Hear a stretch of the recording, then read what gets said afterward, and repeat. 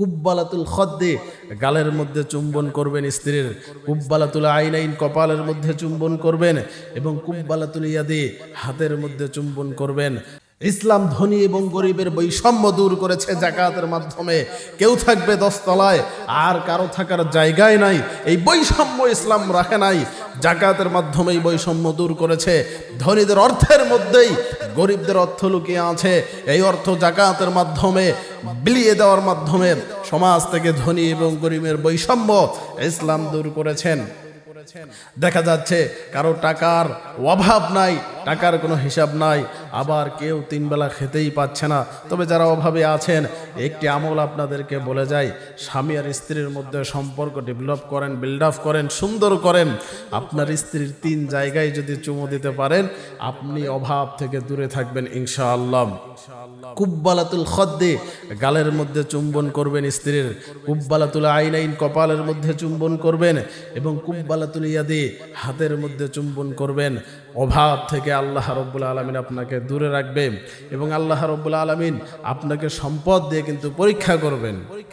ওয়ালানাবলুওয়ান্নাকুম বিশাইইম মিনাল খাউফি والجوع ونقص من الأموال والأنفس والثمرات وبشر الصابرين। আল্লাহ পাক রব্বুল আলামিন আপনাকে সম্পদের মাধ্যমে, কোনো কিছু ক্ষতির মাধ্যমে, সন্তানের মাধ্যমে পরীক্ষা করবেন। কারণ আল্লাহ পাক রব্বুল আলামিন দেখতে চান কারা ধৈর্য ধারণ করতে পারে। লাইন শাকারতুম লাযীদান্নাকুম ওয়া লাইন কাফারতুম ইন্না আযাবি লাশাদীদ। আল্লাহ পাক রব্বুল আলামিন বলেন, যে ব্যক্তি আমার নিয়ামত পাওয়ার পর আমার নিয়ামতের শুকরিয়া আদায় করে, আমি আল্লাহ তার নিয়ামতকে আরো বৃদ্ধি করে দেই। আর যে ব্যক্তি আমার নিয়ামত পাওয়ার পর আমার নিয়ামতকে অস্বীকার করে, আমার নিয়ামতের কথা ভুলে যায়, আমি আল্লাহ তার থেকে নিয়ামত আরো উঠায় আনে। বনি ইসরাইলের 3 ব্যক্তি, একজনের শরীরের মধ্যে শ্বেতরোগ, আর একজনের মাথার মধ্যে চুল নাই, আবার আর একজন অন্ধ ব্যক্তি। আল্লাহ পাক রব্বুল আলামিন পরীক্ষা করার জন্য ফেরেশতা পাঠায় দিলেন, ফেরেশতা যাও আমার বান্দাকে একটু পরীক্ষা করে দেখি, বান্দা পরীক্ষায় পাশ করতে পারে কিনা। ফেরেশতা প্রথমে শ্বেত রোগীর কাছে এসে হাজির হয়ে গেল। বলো তোমার কি প্রয়োজন? শ্বেত রোগী বলল, আমার প্রয়োজন হলো আমি লোক সমাজে মিশতে পারি না। আমার এই রোগের কারণে মানুষ আমাকে ঘৃণার চোখে দেখে। আমি এই রোগ থেকে যদি মুক্তি পাই, আমার মন বড় ভালো হয়ে যাবে।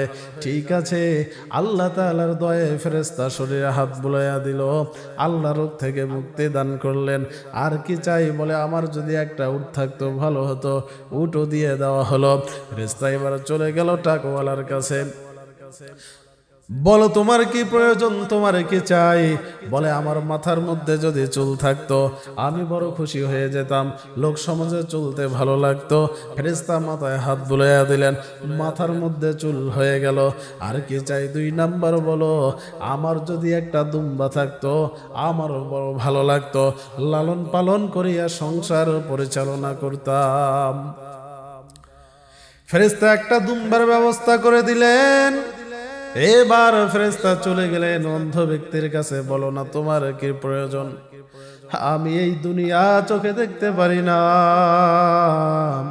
চোখে যদি আমি দেখতে পারতাম আমারও কতই না ভালো লাগতো। সুতরাং আল্লাহর কাছে আমার একটা দাবি,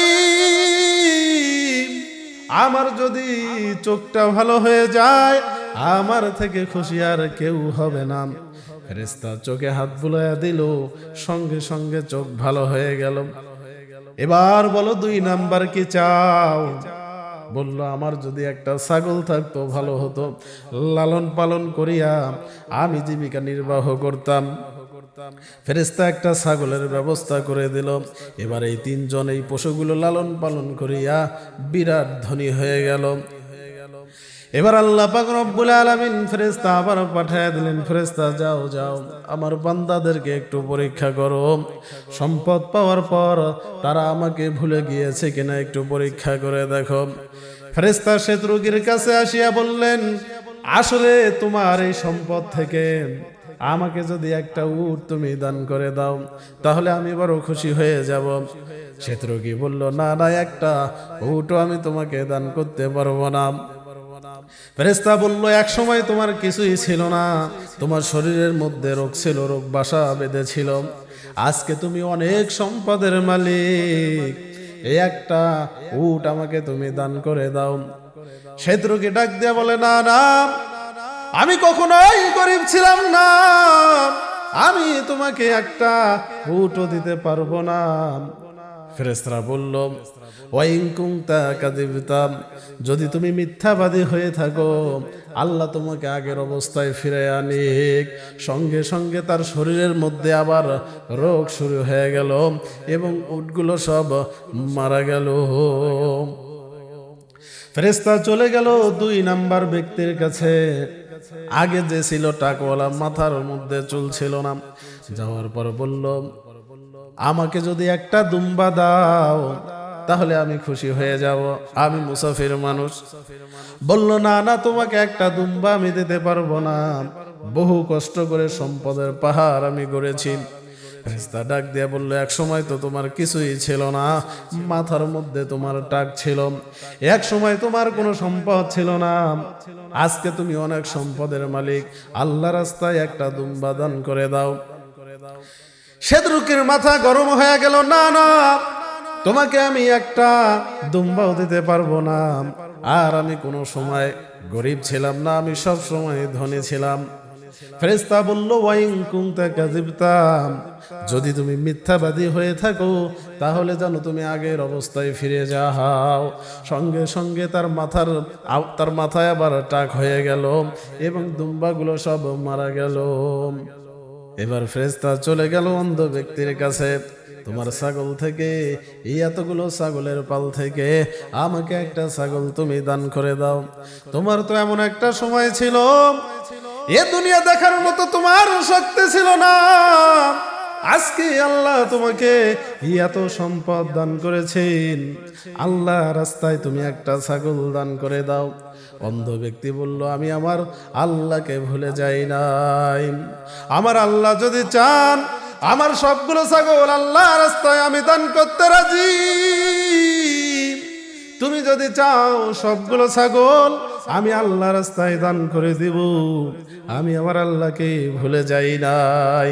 লা শাকারতুম লাযিদান্নাকুম ওয়া লা কাফারতুম ইন্না আযাবি লাশাদীদ।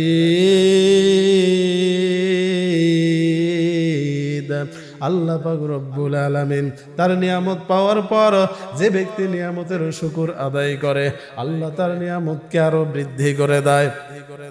আর যেই ব্যক্তি নিয়ামত পাওয়ার পর আল্লাহর শুকরিয়া আদায় করে না, আমার আল্লাহর সাথে গাদ্দারি করে, আল্লাহর বিরোধিতা সব সময় করে, আল্লাহ পাক রব্বুল আলামিন ওই ব্যক্তির কাছ থেকে তার নিয়ামতকে ছিনিয়ে নেয় এবং কঠিন আযাবের ব্যবস্থা করে রাখে।